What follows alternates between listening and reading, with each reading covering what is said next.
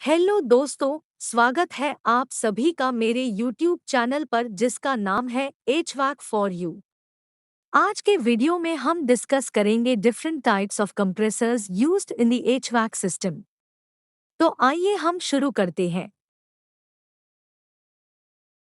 तो आज के वीडियो में हम देखेंगे कंप्रेसर कैसे काम करता है। फिर हम डिस्कस करेंगे टाइप्स ऑफ कंप्रेसर। इसमें हम डिटेल में डिस्कस करेंगे reciprocating compressor, rotary compressor, scroll compressor, screw compressor और सेंट्रीफ्यूगल कंप्रेसर। फिर हम डिस्कस करेंगे हर्मेटिक और सेमी हर्मेटिक कंप्रेसर के बारे में। और लास्ट में आपके नॉलेज चेक के लिए 5 एमसीक्यूज रहेंगे। कंप्रेसर एचवीएसी सिस्टम का एक इम्पॉर्टेंट कंपोनेंट है। एचवाक सिस्टम में रेफ्रिजरेंट गैस को कंप्रेस करना और सर्कुलेट करना यह कंप्रेसर का मेन फंक्शन है। कंप्रेसर इवेपोरेटर कॉइल से लो प्रेशर रेफ्रिजरेंट गैस लेता है और इसे हाई प्रेशर गैस में कंप्रेस करता है।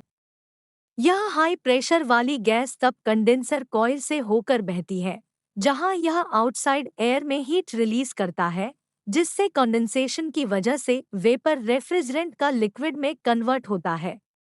ये हाई प्रेशर लिक्विड रेफ्रिजरेंट जब एक्सपांशन वाल्व से जाता है, जो रेफ्रिजरेंट का प्रेशर और टेम्परेचर को कम करता है, जिससे यह लो प्रेशर गैस के रूप में इवेपोरेटर कॉइल में एंटर करता है और फिर से यह साइकिल रिपीट होता है। इस तरह कंप्रेसर एचवीएसी सिस्टम में रेफ्रिजरेंट गैस को सर्कुलेट करने के लिए रिस्पॉन्सिबल होता है, जिसका यूज इंडोर स्पेसेस से गर्मी को दूर करने और एक कंफर्टेबल टेम्परेचर बनाए रखने के लिए किया जाता है। कंप्रेसर के बिना एचवीएसी सिस्टम कार्य करने में सक्षम नहीं होगी और रिक्वायर्ड कूलिंग और हीटिंग प्रोवाइड करने में सक्षम नहीं होगी। The compressor is called the heart of an HVAC system. Let me tell you the reasons. It circulates refrigerant. जैसे हार्ट हमारे पूरे बॉडी में ब्लड पंपिंग करता है, ठीक उसी तरह कंप्रेसर पूरे सिस्टम में रेफ्रिजरेंट पंपिंग करता है। It increases refrigerant pressure. Compressor refrigerant के प्रेशर को बढ़ाता है, जिससे यह कंडेंसर कॉइल में गर्मी को छोड़ देता है। It reduces the refrigerant volume. Compressor refrigerant gas के वॉल्यूम को कम कर देता है, जिससे यह इवेपोरेटर कॉइल में रेफ्रिजरेंट को रूम के हीट को अब्सॉर्ब करने में हेल्प होता है। It determine system capacity. Compressor का साइज एंड कैपेसिटी सिस्टम की कूलिंग या हीटिंग कैपेसिटी डिसाइड करती है। एक प्रॉपर साइज का कंप्रेसर यह डिसाइड करने के लिए आवश्यक है कि एचवीएसी प्रणाली इंडोर स्पेस को इफेक्टिवली कूल और हीट कर सके। Now we will see types of compressors. There are two main types of compressors used in HVAC systems. The first type is reciprocating compressors. Reciprocating compressors HVAC system में उपयोग किए जाने वाले सबसे common type के compressors में से एक हैं। वे आमतौर पर छोटे सिस्टम में उपयोग किए जाते हैं और 1000 psi तक रेफ्रिजरेंट गैस के दबाव को संभाल सकते हैं। मोटर के शाफ्ट पे क्रैंकशाफ्ट माउंट किया हुआ होता है। जब मोटर चलता है तो क्रैंकशाफ्ट भी रोटेट होता है। पिस्टन कनेक्टिंग रोड के हेल्प से क्रैंकशाफ्ट को कनेक्ट किया हुआ रहता है। जब क्रैंकशाफ्ट रोटेट होता है तो पिस्टन भी सिलेंडर में आगे पीछे मूव होते रहता है। सक्शन वाल्व और डिस्चार्ज वाल्व ये एक प्रकार के नॉन रिटर्न वाल्व जैसा काम करते हैं। वे सिर्फ प्रेशर से ओपन होते हैं और रेफ्रिजरेंट फ्लो के डायरेक्शन में ही ओपन होते हैं। During suction stroke piston cylinder के अंदर लेफ्ट से राइट साइड में मूव होता है, जिसकी वजह से सिलेंडर के अंदर सक्शन क्रिएट होता है और सक्शन वाल्व ओपन होके रेफ्रिजरेंट गैस सिलेंडर के अंदर एंटर होता है। ड्यूरिंग सक्शन स्ट्रोक सिर्फ सक्शन वाल्व ओपन होता है और डिस्चार्ज वाल्व क्लोज होता है। During discharge stroke cylinder right side से लेफ्ट साइड मूव होता है और जितना भी रेफ्रिजरेंट ट्रैप हुआ उनका प्रेशर और टेम्परेचर बढ़ाता है और जो भी रेफ्रिजरेंट एनक्लोज्ड हुआ उनको डिस्चार्ज वाल्व के थ्रू आगे भेजता है। During discharge stroke suction valve close और डिस्चार्ज वाल्व ओपन रहता है। ये साइकिल फिर रिपीट होता है। This is the working principle of a reciprocating compressor. Reciprocating compressors are available in both single-acting and double-acting configurations. Single acting मतलब single stroke में एक तो सक्शन होगा नहीं तो डिस्चार्ज होगा। डबल एक्टिंग कंप्रेसर में सिंगल स्ट्रोक में एक साइड से सक्शन और दूसरे साइड से डिस्चार्ज होता है, जिसकी वजह से डबल एक्टिंग कंप्रेसर का एफिशिएंसी ज्यादा होता है। रेसिप्रोकेटिंग कंप्रेसर का एक डिसएडवांटेज यह है कि वे नॉइस करते हैं, खासकर स्टार्टअप पर। उन्हें समय समय पर मेंटेनेंस की भी आवश्यकता होती है, जिसमें oil changes, filter replacements and piston ring replacements शामिल है। इन कमियों के बावजूद रेसिप्रोकेटिंग कंप्रेसर्स अपनी रिलायबिलिटी और रिलेटिवली लो कॉस्ट के कारण एचवीएसी सिस्टम्स के लिए अभी भी एक पॉपुलर चॉइस है। रोटरी कंप्रेसर्स एचवीएसी सिस्टम में यूज होने वाला एक अन्य कॉमन टाइप का कंप्रेसर है। वे रोटेटिंग इम्पेलर्स का यूज करके रेफ्रिजरेंट गैस को कंप्रेस करते हैं।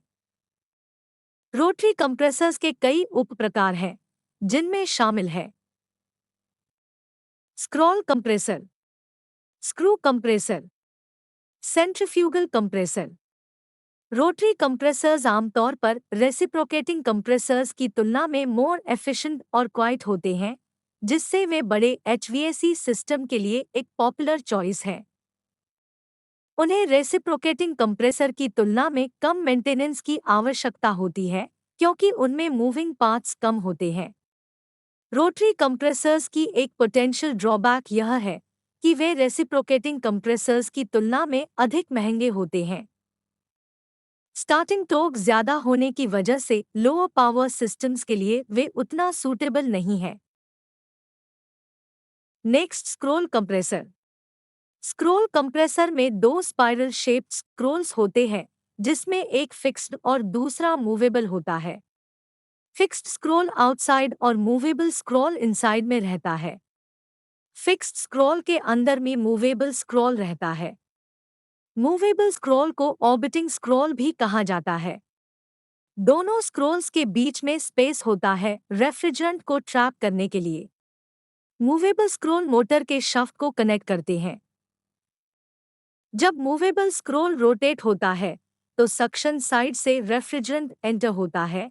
दो स्क्रॉल्स के बीच में रेफ्रिजरेंट ट्रैप होता है और दोनों स्क्रॉल्स इस रेफ्रिजरेंट को कंप्रेस करते हैं। फिर वो धीरे धीरे सेंटर साइड में जाके वहां से डिस्चार्ज साइड से एग्जिट होता है। स्क्रोल कंप्रेसर्स उनके high efficiency, reliability and quiet operation के लिए जाने जाते हैं। वे low to medium refrigerant flow rate applications के लिए सूटेबल है और आमतौर पर residential and commercial air conditioning systems, heat pumps and refrigeration systems में उपयोग किए जाते हैं। स्क्रोल कंप्रेसर्स के फायदों में से एक यह है कि उनके पास अन्य प्रकार के कंप्रेसर्स की तुलना में लेस मूविंग पार्ट्स होते हैं, जिससे वियर एंड टियर के चांसेस कम हो जाती है। इसका परिणाम मेंटेनेंस कॉस्ट कम होता है और इक्विपमेंट लाइफ बढ़ जाता है। स्क्रोल कंप्रेसर्स को उनकी हाई वॉल्यूमेट्रिक एफिशिएंसी के लिए भी जाना जाता है, जिसका अर्थ है कि वे दूसरे कंप्रेसर्स की तुलना में अधिक रेफ्रिजरेंट को पर यूनिट डिस्प्लेसमेंट मूव कर सकते हैं। स्क्रोल कंप्रेसर्स को उनके क्वाइट ऑपरेशन और लेस वाइब्रेशन के लिए भी जाना जाता है, जो उन्हें रेजिडेंशियल एंड कमर्शियल एप्लीकेशंस के लिए आइडियल बनाता है, जहां नॉइज लेवल एक चिंता का विषय है। स्क्रू कंप्रेसर्स में रेफ्रिजरेंट गैस को कंप्रेस करने के लिए दो इंटरलॉकिंग हेलिकल स्क्रू का उपयोग करते हैं। जैसे ही स्क्रूस रोटेट होते हैं, सक्शन साइड से रेफ्रिजरेंट गैस अंदर खींची जाती है और कंप्रेस होती है। फिर स्क्रूस के ऊपर बने हुए थ्रेड्स में से सक्शन साइड होकर धीरे धीरे डिस्चार्ज साइड से एग्जिट होता है। Screw compressors are mostly semi hermetic type. Semi hermetic type compressors के बारे में कमिंग स्लाइड्स में डिस्कस करेंगे। They are available from 50 TR to 800 TR. They can handle high refrigerant flow rates and can operate at high pressures, making them well suited for large HVAC systems. Smooth flow of refrigerant due to the absence of walls. Next type is centrifugal compressors.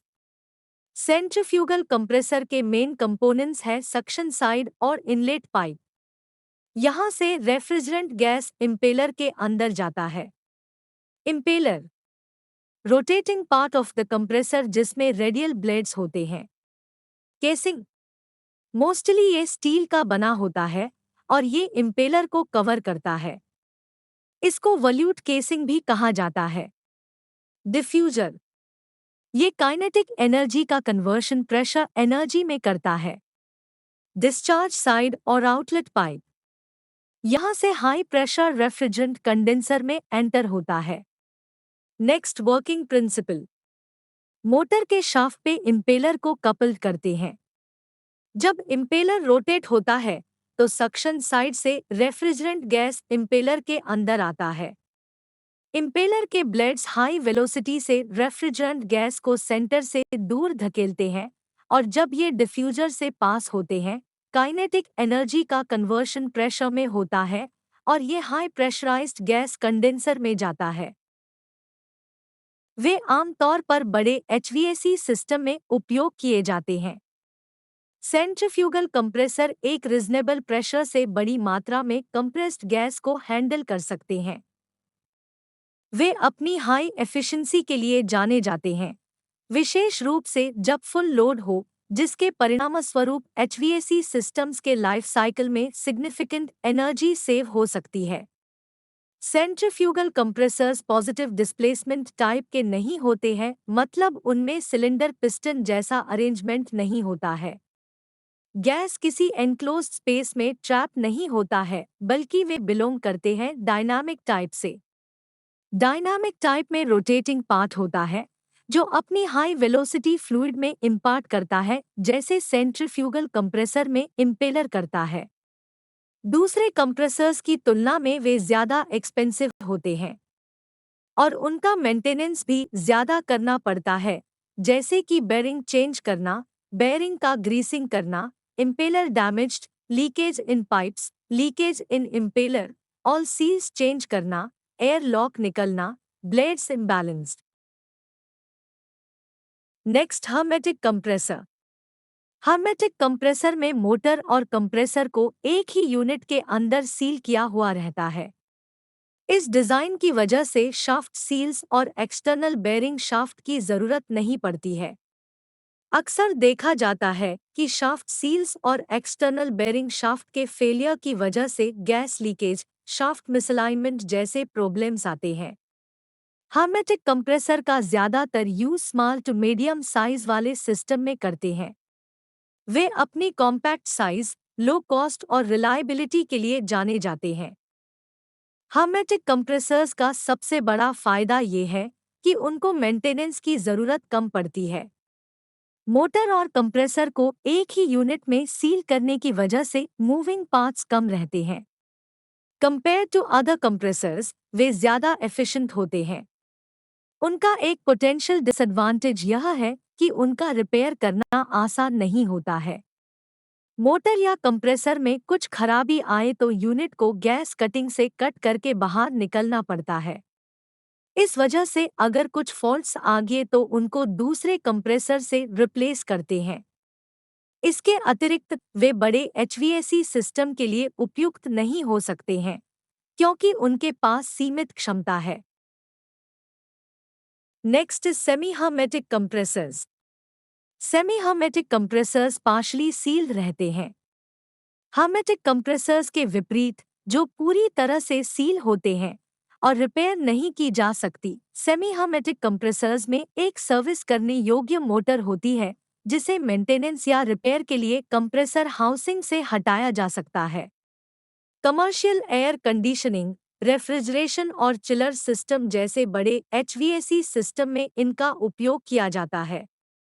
Way capacity और refrigerant types के संदर्भ में अपनी high efficiency, reliability and flexibility के लिए जाने जाते हैं।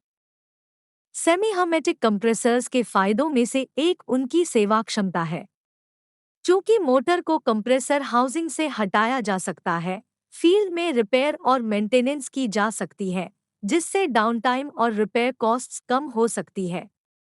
वे रेफ्रिजरेंट प्रकारों की एक विस्तृत श्रृंखला को संभालने में भी सक्षम हैं और क्षमताओं की एक विस्तृत श्रृंखला में उच्च क्षमता पर काम कर सकते हैं। सेमी हर्मेटिक कंप्रेसर्स को उनके ड्यूरेबिलिटी एंड रिलायबिलिटी के लिए भी जाना जाता है। वे आम तौर पर उच्च गुणवत्ता वाली सामग्री के साथ बनाए जाते हैं और न्यूनतम रखरखाव के साथ लंबी अवधि के लिए संचालित करने के लिए डिज़ाइन किए जाते हैं। वे उच्च दबाव और प्रवाह दर को संभालने में सक्षम हैं, जिससे वे बड़े एचवीएसी सिस्टम के लिए उपयुक्त हैं। हर्मेटिक कंप्रेसर्स की तुलना में सेमी हर्मेटिक कंप्रेसर्स की एक संभावित कमी उनकी उच्च लागत है। वे अधिक जटिल भी हैं और हर्मेटिक कंप्रेसर्स की तुलना में अधिक मेंटेनेंस की आवश्यकता हो सकती है।